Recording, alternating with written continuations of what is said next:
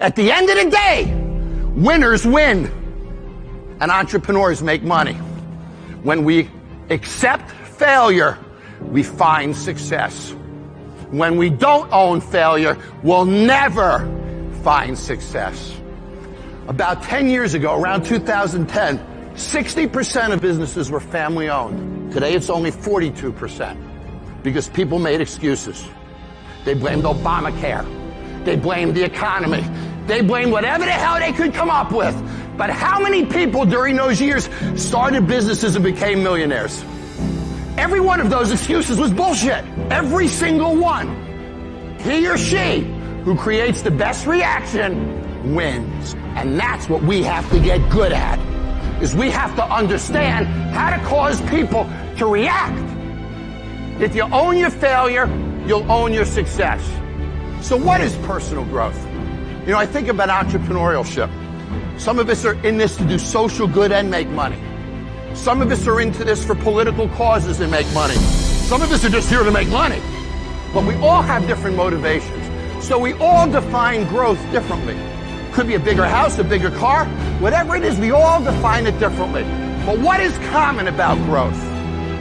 Benjamin Franklin, if you do tomorrow what you did today, you will get tomorrow what you got today. That is the definition of not growing. Every day, every hour. How do we find those resources? How do we find the energy, the knowledge to do that? That's what I want to talk about. If you do it the same tomorrow, there's no growth. If you attain the same result tomorrow, there's no growth. So how do we get better? Everybody will talk to you about success. Practices of success, principles of success, lots of success, platforms of success, steps of success.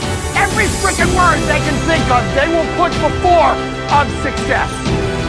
But I've learned more about failure than anything. You see, other people get paid to go to promising businesses. I get paid to go into worse businesses you can imagine. What is it about failure? What is the common denominator of failure?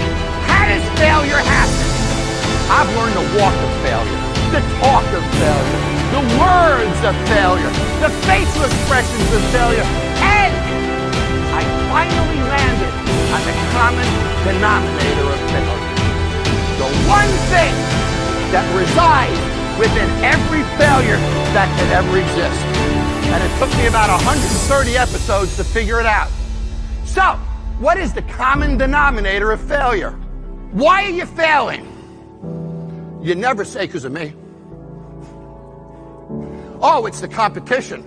It's the economy. It's the president. It's Congress. A few weeks ago, somebody told me it's Greece in California. The euro is taking them down. So, if you wake up tomorrow morning and blame your failure on someone or something else, you have no reason to change, do you? It's that son of a bitch's fault. Son of a gun! I did everything I could. But if you woke up in the morning and looked in the mirror and said, I am failing because of me, the decisions that I make, the energy I put in, I'm not passing the blame. If you look in the mirror tomorrow and say that, you will change. Because nobody likes thinking of themselves as a failure. Certainly not an entrepreneur. Years ago, I used to have a line on my revenue reports for comments. And every day at the end of sales, the GMs would write a comment. So they'd write, snowing, no business. The next day, they'd write, cold, no business. The next day, first nice day, no business.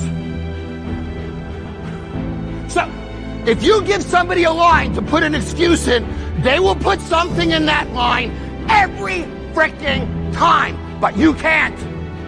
You can't. Because you're the people who make it happen, aren't you? You're the entrepreneurs. You're the ones who start the businesses, aren't you? We're the ones who get them capitalized. We're the ones who create jobs.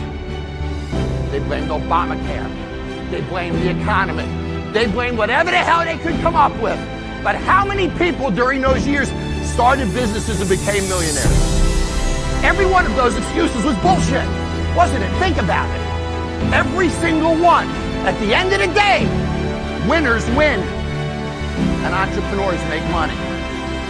You think of your promotional partners, your neighbors, the kind of relationships that you can have, how you can expand your universe.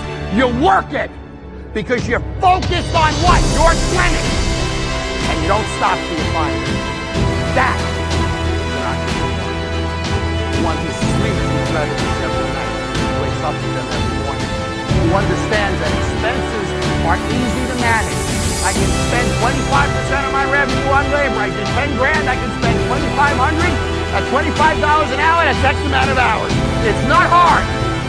The fact of the matter is, everything we do must create reactions.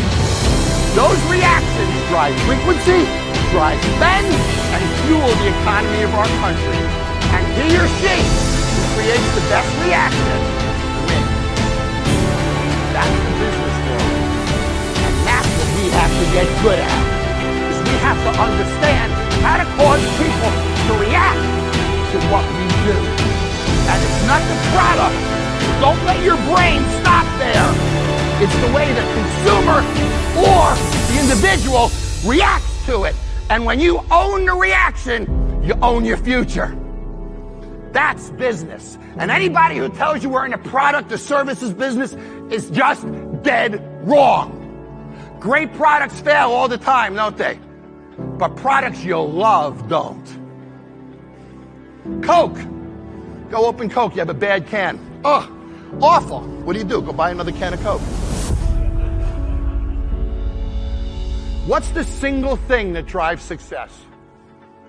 You do. You're going to leave here today, and either you're going to change the way you act, or you're not.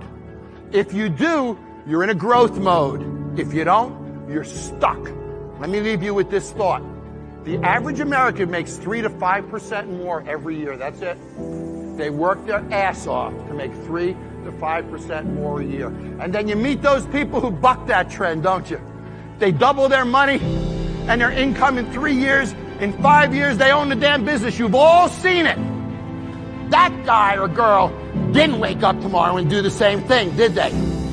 So we can't fall into it. It's the trap. And it's the 3 to 5% trap that happens when we don't advance the way we think. I believe I can fly.